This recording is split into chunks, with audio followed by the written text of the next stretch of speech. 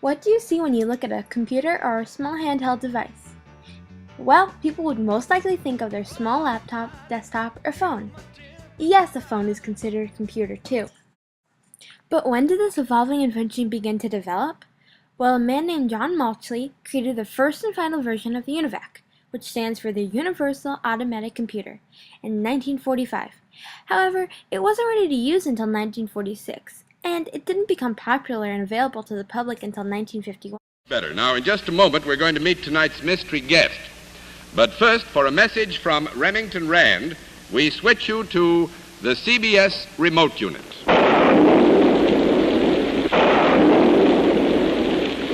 This is weather, one of nature's ever-changing mysteries. It affects every one of us every day of our lives, and yet we know relatively little about it. Weather, that's something we'd all like to do something about, isn't it? And so tonight we've brought you down here to Remington Rand's New York Computing Center in order that we might show you that something actually is being done about it. The hero of our story tonight is the giant electronic brain developed by Remington Rand, UNIVAC. Now, recent experiments show that future use of UNIVAC may give us faster and more accurate weather predictions than were ever possible before. You see, UNIVAC can take the past histories of thousands and thousands of storms, analyze them, compare them with developing conditions, and make predictions, all in a matter of minutes. Calculations that would ordinarily take hundreds of man-hours to complete. Data from guided weather rockets, radar observation stations, weather stations, all of this can be fed into the computer through these magnetic tapes at a rate of 12,000 numbers or letters per second.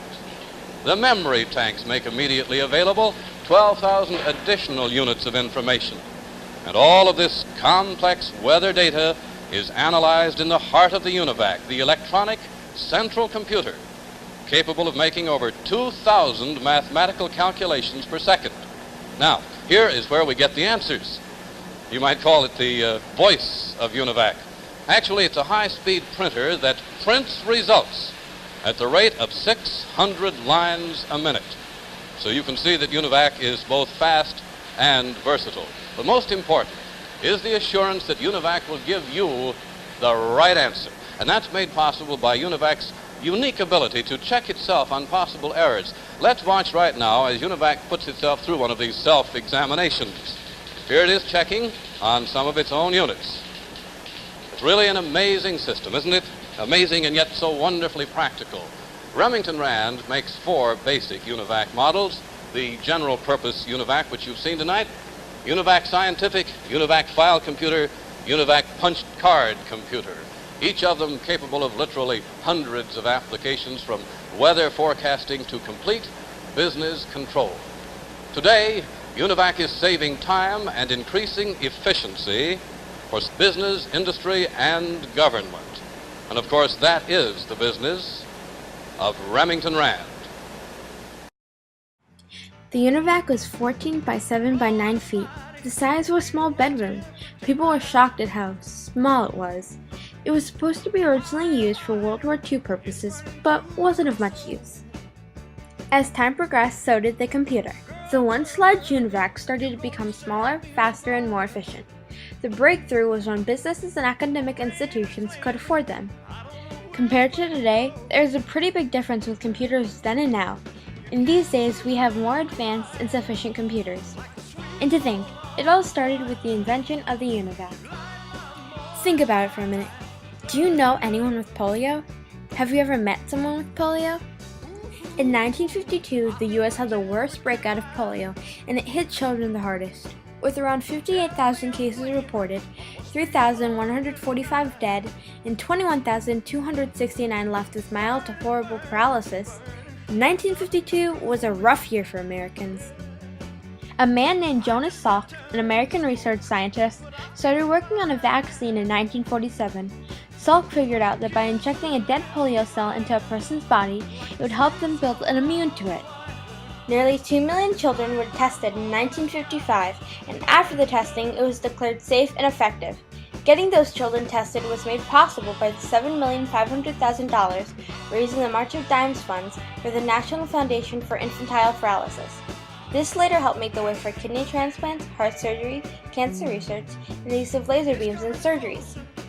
In 1953, two men, English biophysiologist Francis Crick and American biologist James Watson, discovered that DNA, also known as deoxyribonucleic acid, that is carried in the nucleus, carried our genetic code.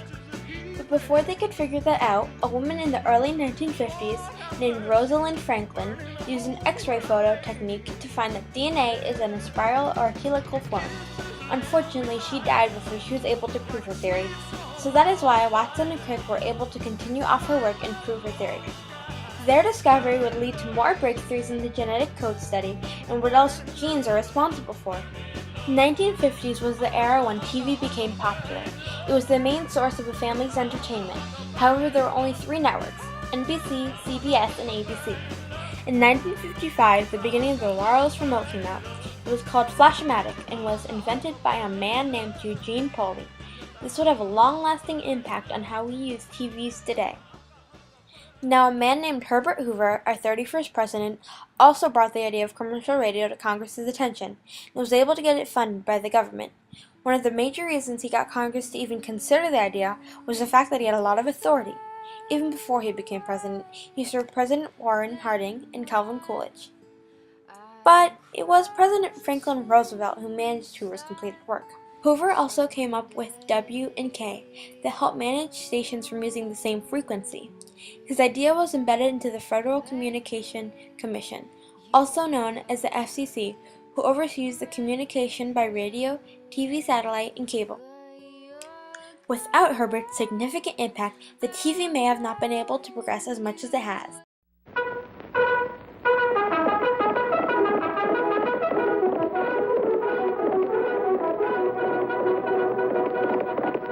The Lone Ranger.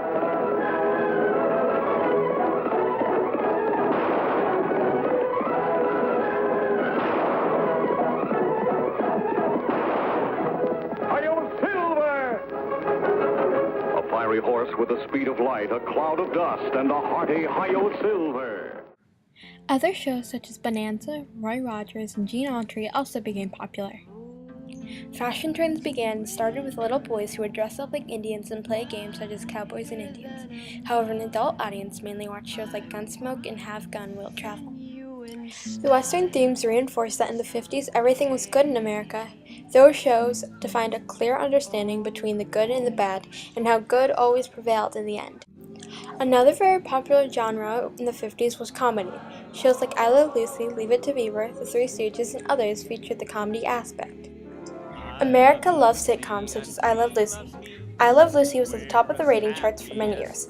It also broke America's vision of the perfect family, featuring a Cuban-American named Ricky Ricardo, played by Desi Arnaz, who always had to deal with Lucy Ricardo's crazy ways. The show also featured Lucy's pregnancy, although they never filmed her from below the waist while she was pregnant.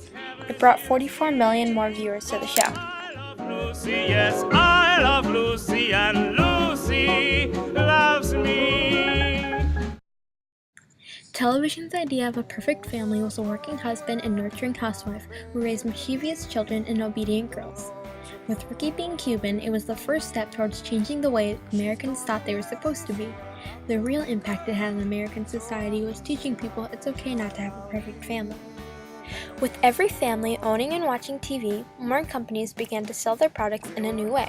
Television commercials began in the 50s, and sponsors would leave radio announcements for television announcements at a fast and high rate. The TV industry was changing fast. By 1954, television commercials were the way to go if you wanted to advertise, thus changing the way we the consumers would think leading up to today. In the 50s, most people still got their news from newspapers, but the basis of newscasts started. Edward R. Murrow's See It Now in 1951 was the first live show to represent all the state's new news. His show was shown on the CBS channel.